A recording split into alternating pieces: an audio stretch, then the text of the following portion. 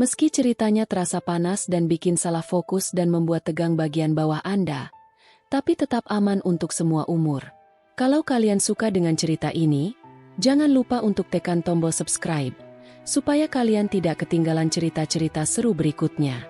Jangan lupa juga untuk like agar kami semakin semangat membuat kisah-kisah menarik lainnya. Dan tulis pendapat kalian di kolom komentar tentang bagian mana yang paling bikin kalian ikut hanyut dalam alur cerita ini. Nama saya Alia, seorang wanita muda yang baru saja bergabung dengan perusahaan desain grafis ternama sebagai asisten kreatif. Perusahaan ini memiliki reputasi yang luar biasa di dunia industri, dan saya merasa sangat beruntung bisa bekerja di bawah pimpinan Maya, CEO perusahaan yang dikenal bukan hanya karena kecantikan luar biasa, tetapi juga kecerdasan dan kemampuannya dalam memimpin.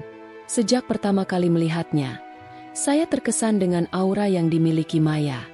Dengan rambut panjang berkilau, senyum yang menawan, dan cara berbicara yang tegas namun lembut, dia berhasil membuat semua orang di sekitarnya merasa terinspirasi. Maya bukan hanya seorang atasan, tetapi juga menjadi sosok yang dihormati oleh seluruh karyawan. Saya mendengarnya sering dipuji oleh kolega-koleganya karena kesuksesannya dalam membangun perusahaan ini dari nol. Namun, meskipun saya baru bekerja di sana, saya merasa ada sesuatu yang mulai tumbuh dalam diri saya yang tidak seharusnya ada. Sebuah perasaan yang sulit untuk dipahami. Mungkin karena saya terlalu sering berada di dekatnya, atau mungkin karena kebaikan dan perhatian yang selalu diberikan Maya. Yang saya tahu, semakin lama saya berada di dekatnya, semakin besar perasaan saya. Hari pertama saya bekerja di perusahaan ini adalah salah satu hari yang tidak akan saya lupakan. Ketika pertama kali bertemu dengan Maya, saya hampir tidak bisa mengendalikan perasaan gugup saya. Maya menyambut saya dengan senyuman ramah, yang membuat saya merasa seolah-olah dia sudah lama mengenal saya. Alia, saya sudah mendengar banyak hal baik tentang kamu. Saya yakin kamu akan menjadi bagian yang penting di tim ini, kata Maya dengan suara yang lembut namun penuh wibawa. Mata coklatnya menatap saya dengan penuh perhatian, seolah dia benar-benar mendengarkan setiap kata saya. Senyumnya yang tulus membuat hati saya berdebar. Saya merasa dihargai, meskipun saya hanya seorang karyawan baru. Kepercayaan diri saya mulai tumbuh, dan saya merasa bangga bisa bekerja dengan seseorang yang begitu luar biasa. Hari-hari berikutnya berlalu dengan cepat. Maya sering mengundang saya untuk duduk bersama di ruang kerjanya untuk membahas proyek-proyek penting. Setiap kali kami berbicara, saya merasa semakin terhubung dengannya. Maya tidak hanya seorang pemimpin yang bijaksana, tetapi juga seseorang yang tahu bagaimana cara mendengarkan orang lain. Dia selalu memberikan perhatian lebih pada setiap percakapan, menjadikan saya merasa seolah-olah saya adalah satu-satunya yang penting di dunia ini. Namun, semakin dekat saya dengan Maya, semakin saya merasa terjebak dalam perasaan yang tidak saya inginkan. Saya tahu bahwa hubungan antara atasan dan bawahan harus tetap profesional. Tapi perasaan itu datang begitu saja. Perasaan kagum yang berubah menjadi sesuatu yang lebih dalam.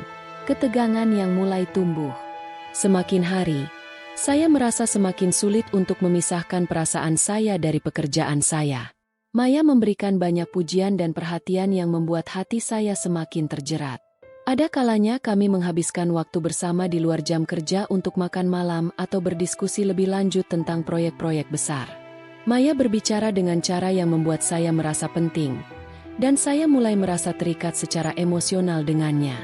Satu malam setelah rapat penting dengan klien besar, Maya mengundang saya untuk ikut makan malam bersamanya.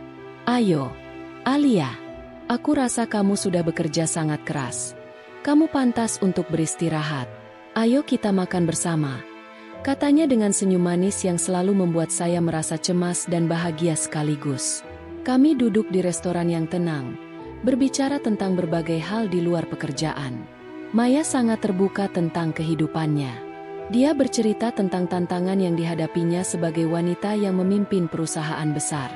Setiap kali Maya berbicara, saya merasa semakin mengaguminya. Dia bukan hanya cantik secara fisik, tetapi juga memiliki kedalaman dan keteguhan yang membuat saya semakin terpesona. Kata-katanya begitu menenangkan, namun di sisi lain, itu semakin membuat saya merasa terjebak. Maya adalah majikan saya, Dan saya tidak seharusnya merasa seperti ini.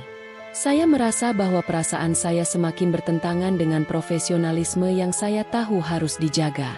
Pertarungan emosional yang makin terasa. Hari-hari berikutnya saya merasa semakin bingung. Saya tahu bahwa saya tidak bisa membiarkan perasaan saya menguasai pekerjaan saya, tetapi setiap kali Maya memberi perhatian atau kata-kata pujian, perasaan saya semakin kuat. Setiap kali saya melihat senyumnya, saya merasa seperti dunia ini hanya milik kami berdua.